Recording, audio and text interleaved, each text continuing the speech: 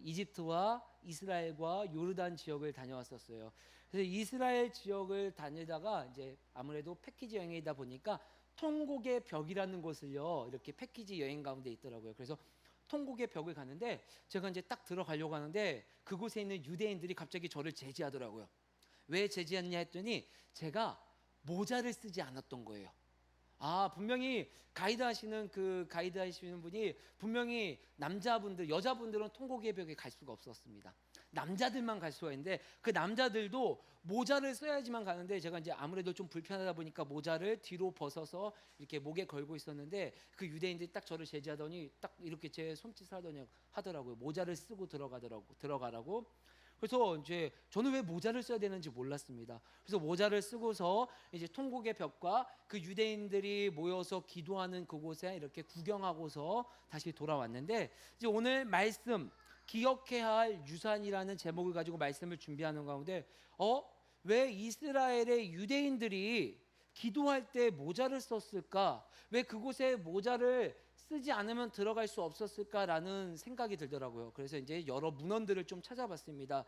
여러 문헌들을 찾아보니까 이유가 있더라고요. 이스라엘의 유대인들은요, 기도할 때 꼭 남자들이 사용해야 하는 것이 세 가지가 있습니다. 첫 번째로는요, 키파라고 이제 약간 모자 이제 빵같이 생긴 것이 있습니다. 그 모자를 써야지 되는 것입니다. 왜 모자를 써야 되냐면은 하늘의 머리를 보이지 않기 위함이라 라는 이유로 그들이 모자를 썼다고 합니다. 왜냐하면 하나님을 향하는 그 경외, 내가 어떻게 머리를 하나님 앞에 보여, 내가 어떻게 내 생각, 내 뜻을 하나님 앞에 비춰, 그래서 가리고서 기도를 해야 된다라는 그들만의 전통이 있었습니다. 두 번째로는요, 테필린이라고요. 여러분도 혹시 방송이나 텔레비전 보셨으면요, 유대인들이 이렇게 가죽끈과 채끈 것입니다. 여기에 그래서 말씀 구절이 있어서 이 사람들은요, 유대인들은요, 어딜 가나 이렇게 둘러서 기도하고 이 말씀을 새기고 있어요. 이 말씀의 안에 들어가 있는 말씀이 무엇이냐? 네 구절의 네 종류의 말씀이 있습니다. 출애굽기 13장 1절로 10절의 말씀, 11절로 16절의 말씀, 그리고 신명기 6장 4절로 9절의 말씀, 그리고 신명기 11장 13절로 21절의 말씀. 이 네 구절의 말씀을 놓고요, 그 부모님들이 이 말씀을 받았었던 이스라엘 백성부터 시작해서 지금 현재 이스라엘 백성들에게까지 기억되어질 유산으로 계속해서 남겨진 거예요. 그러면 이 말씀의 내용이 무엇인가 우리가 한번 살펴보도록 했으면 좋겠습니다. 그 테필린 안에 들어있는 말씀 중에 한 구절이 신명기 6장 4절로 9절의 말씀입니다. 우리 구약성경 272면 정도에 있는데요, 함께 찾아서 읽어봤으면 좋겠습니다. 신명기 6장 4절로 9절 말씀, 이 말씀은요, 모든 이스라엘 백성의 지금 현재 유대인들은요 다 암송하고 있는 말씀입니다. 6장 4절로 9절의 말씀, 제가 이제 우리 가족들이 한 절씩 읽어볼까요? 시작. 이스라엘아 들으라, 우리 하나님 여호와는 오직 유일한 여호와이시니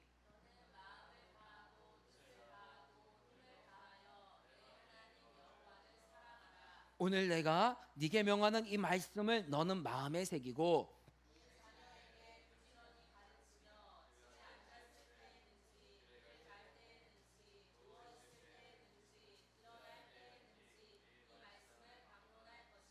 너는 또 그것을 네 손목에 매어 기호를 삼으며 네 미간에 붙여 표로 삼고 또 내 집 문설주와 바깥문에 기록할지니라. 아멘. 이 말씀은요, 하나님께서 모세를 통하여 이스라엘 백성들에게 주신 말씀이에요. 특별히 그 중에서 쉐마 들으라고 하면서 6장 4절로 9절 말씀, 내가 유일한 하나님이고 또 너희는 마음을 다하고 뜻을 다해서 하나님을 사랑해라. 그런데 거기서 멈추는 것이 아니라 네 자녀에게도 부지런히 가르쳐라. 말씀을 기억해서 이 말씀이 너희 삶의 자리에서 말씀이 흥황하는 삶을 살아라 라고 하나님께서 모세에게 가르쳐 주신 말씀이에요.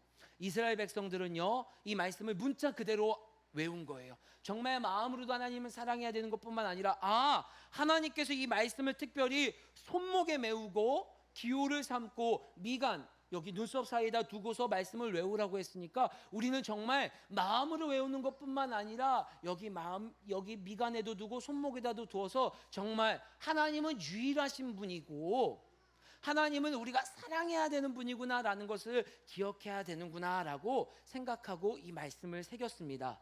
그런데 오늘 이 테필린이라는 곳에 들어가는 말씀을 제가 네 구절을요 다 한번 집중 유심히 묵상을 해봤어요.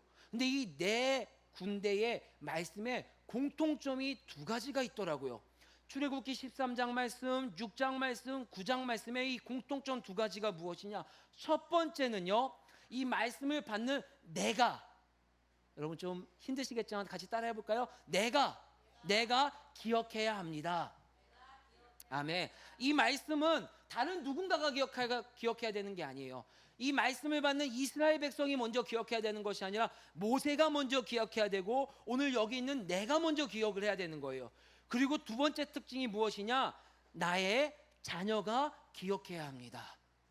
즉 나만 기억하고 끝나는 것이 아니라 이 귀한 말씀을 하나님이 어떠한 분이고 하나님을 향한 우리의 마음이 어떠해야 되는 것을요 나만 기억하는 것이 아니라 우리 가깝게는요 우리 자녀에게 전해야 되고요, 저같이 목사들에게는요 여러분들 같은 가족들에게 전해야 되고요, 여러분들이 있는 자리에서는요 때로는 저처럼 직원을 말씀을 전해야 되기도 하지만 여러분의 삶의 색깔로 삶의 자리에서 때로는 내 삶의 선행으로 때로는 따뜻한 말로 하나님은 이런 분이십니다라는 것을 전해야 됨을 오늘 이 네 가지 테플린에 들어가는 네 가지 구절의 말씀을 우리에게 전해주고 있습니다. 그래서 보았어요. 그러면 내가 기억해야 되고 내 자녀에게 전해야 되고 기억해야 되는 이 말씀 하나님을 전해야 하는가라는 것을 이 구약 성경 출애굽기 13장, 6장, 신명기 6장 말씀을 봤더니 바로 이것이더라고요. 다른 게 아니더라고요. 모세가 홍해를 갈라서 물을 반으로 갈른 것, 물이 피로 변하는 것, 우박이 떨어지는 것, 놀라운 기적을 전하는 것이 아니라 내가 하나님의 도구가 되었습니다 라는 것을 전하는 것이 아니라 하나님께서 모세에게 이스라엘 백성에게 무엇을 하셨고 또 앞으로 무엇을 하실 것인가를 기억하라라는 것입니다. 즉 주어가 내가 아니라 하나님인 삶을 살아가라는 것을 기억하라고 말씀해 주시는 것입니다. 여러분 이 신명기 말씀은요 이스라엘 백성이 이미 출애굽하고서 이제 가나안 땅 들어가기 앞서서 모세는 저 가나안 땅에 들어가지도 못하는 상황 가운데서 유언같이 전하는 거예요. 여러분 모세가 얼마나 들어가고 싶었을까요? 가나안 땅에. 근데 본인은 가나안 땅에 들어가지도 못하고서 이 가나안 땅에 들어가서 누려야 될 하나님을 이스라엘 백성에게 전하는 거예요. 뭐예요? 하나님이 여러분을 종되었던 곳에서 구원해 내셨습니다. 하나님이 여러분을 자녀 삼고서 한 번도 잊은 적이 없고 내가 힘들고 내가 낙심하고 내가 허무하고 내가 두려워하는 그 가운데서도 하나님은 한 번도 잊지 않으시고 우리를 기억하시고 사랑하십니다. 그리고 이제 이후의 인생 가운데서 여러분들의 삶의 자리에서 항상 개입하셔서 일하실 것입니다 라는 것을 기억하고 전하라고 오늘 이스라엘 백성에게 말씀해 주는 거예요.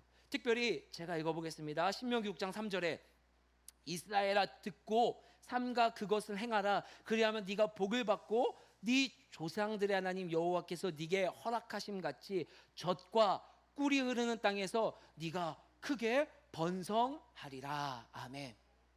여러분 이 말씀만 똑 떼놓고 보면요 누가 하나님을 기억하지 않겠습니까? 누가 하나님 말씀을 전하지 않겠습니까? 여러분 이곳에 와서 제가 여러분들은요 오셔서 하나님 믿으면요 3대 천대가 복을 받을 것이고 여러분이 막힌 것이 뚫릴 것이고요 여러분의 자녀들은요 모두 다 스카이를 갈 것이고 여러분의 자녀들은요 이게 좀 더 와닿겠네요 다 건물주가 될 것입니다. 그런데 하나님은요 그렇게만 말씀해 주시지 않았어요. 여러분 선지자 중에 에스겔이라는 선지자가 있어요. 우리 같이 오늘 찬양했던 것 중에 또 에스겔의 때처럼 에스겔의 때가 어느 때였었냐면 에스겔이 하나님의 종으로 선지자로 활동했었던 때는요 남유다가 이미 북이스라엘은 멸망했어요. 하나님 말씀 듣지 않고 자기 마음대로 해서 멸망했었고요 남유다도 하나님 말씀 듣지 않아서 계속해서 멸망하기 직전이에요. 근데 어떤 상황이었었냐면 멸망하기 바로 직전에 바벨론이라는 싸움을 잘하고 선진국이 이 유다 남유다 지역으로 쳐들어온 거예요. 남유다 지역으로 쳐들어와서 예루살렘을 멸망시킨 거예요. 예루살렘은 완전히 자기들이 들어와서 다 정복을 한 상황이에요. 정복하면 어떻게 할까요? 가만히 있지 않죠. 그 남유다에 있는 석학들, 똑똑한 사람들을요 다 포로로 끌고 가는 거예요. 그래서 많은 학자들이요 이렇게 추론하고 있습니다. 에스겔을 비롯해서 약 1만 명을 데리고 바벨론 땅으로 포로로 끌고 갔다고 합니다. 바벨론 땅에 가서 지금 이 에스겔은요 바벨론 땅에서 남유다를 보면서 하나님의 말씀을 전하는 거예요.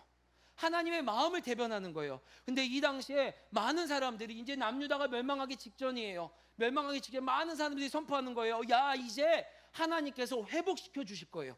남유다는 멸망하지 않을 것입니다. 우리가 비록 저 바벨론 땅에 포로로 왔지만 이제 다시 우리 하나님의 성전이 있는 하나님께 예배드리는 곳으로 이제 곧 하나님께서 인도해 주실 것입니다 라고 수많은 거짓 선지자들이 막 예언하고 말씀을 전하고 있었어요. 그런데 이때 에스겔만 유독 다른 말씀을 전하는 거예요. 아니야, 예루살렘 성전이 무너질 것입니다. 예루살렘 성전이 무너지고 우리는 저 바벨론 이방 신들을 섬기는 곳에서 더 오랫동안 더 많이 포로 생활을 해야 될 것입니다. 희망 버리세요. 이곳에서 하나님의 자녀로서 이곳에서 하나님의 음성을 들으면서 바벨론에서 포로 생활을 해야 됩니다 라고 복음을 전해야 되는, 하나님의 말씀을 전해야 되는 상황이 바로 에스겔이 처한 상황입니다. 그 처한 상황 가운데 3장 11절 말씀, 에스겔 성경 3장 11절 말씀입니다. 너무나도 절망과 말 한마디 섞이지 않는 그 바벨론 땅에 가서 얼마나 많은 고초가 있었겠습니까? 이스라엘 백성들은요 다 위로가 필요하던 상황이었어요. 말 섞이지 않고요 천대받고 멸시받고 하나님을 드러내놓고 섬기지 못하는 상황 가운데 하나님은 에스겔 같은 선지자를 통해서 좋은 말을 듣게 하는 것이 아니라 이 상황이, 이 힘든 상황이 더 오래 가야 된다라고 말을 하고 있습니다. 그 가운데 하나님께서 에스겔에게 이런 말씀을 주셨습니다. 3장 11절 말씀 함께 읽어볼까요? 시작. 사로잡힌 내 민족에게로 가서 그들이 듣든지 아니 듣든지 그들에게 고하여 이르기를 주 여호와의 말씀이 이러하시다 하라. 아멘.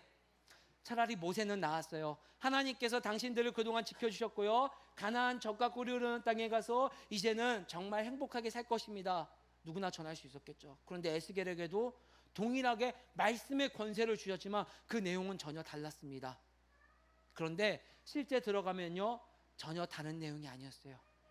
앞서 말한 가나안 땅에 가서 행복하게 산다는 것도 바벨론 땅에 가서 에스겔을 통하여서 비록 힘들지만 그 여정 속에서 살아야 된다는 말씀도 그 안에 주어는 동일했습니다. 하나님이 일하실 것입니다. 하나님께서 역사하실 것입니다. 먼저 에스겔에게 말하는 거예요. 하나님이 일하실 것이다. 내가 일할 것이니까 너는 이스라엘 백성이 듣든지 아니 듣든지 귀를 막든지 안 막든지 싫어하든지 안 싫어하든지 내가 너 입술에 준 그 말씀, 내가 일할 것이라는 모든 이 세상의 권세는 나를 통하여서 이루어질 것이다라는 그 본질, 그 진리를 너는 붙잡고 전해라 라고 해서 에스겔은 그 말씀을 자기가 잘 듣고 또 그 후손들에게 전하였습니다. 기억해야 할 그 유산, 하나님께서 우리를 일하시고 하나님께서 우리의 인생을 주장할 것입니다라는 것을 기억하고 오늘 모세, 에스겔은 말씀을 전했습니다. 예수님께서 이 땅에 우리에게 오시면서 또 주셨던 것처럼 할 것을 우리에게 남겨주시고 말씀해 주셨습니다. 바로 그 말씀이 오늘 저와 우리 가족들이 함께 읽은 말씀입니다. 고린도전서 11장 23절로 25절의 말씀을 다시 한번 읽어보겠습니다. 고린도전서 11장 23절로 25절의 말씀입니다. 오늘 읽은 본문의 말씀인데요, 함께 읽어보겠습니다. 시작.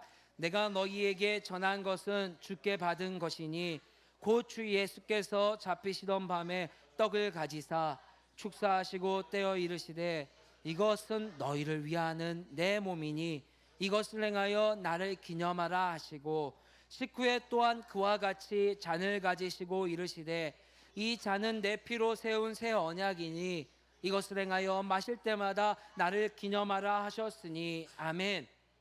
오늘 바울을 통하여서 예수님께서 살아생전에 우리에게 이렇게 말했습니다. 내 살과 내 피를 먹어라.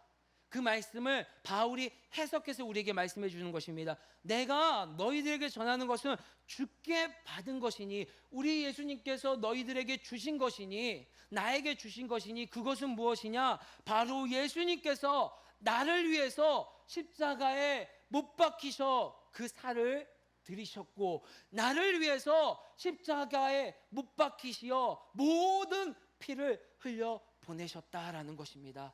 그것을 늘상 우리에게 기억하라는 것입니다.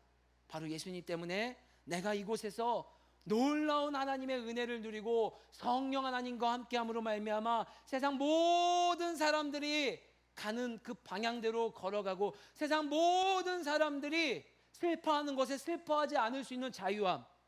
여러분, 건물이 없어서 슬픕니까? 여러분 안에 예수님을 기억하십시오. 여러분, 내 안에 누군가가 나를 인정해 주지 않고 내 환경은 어려워서 슬픕니까?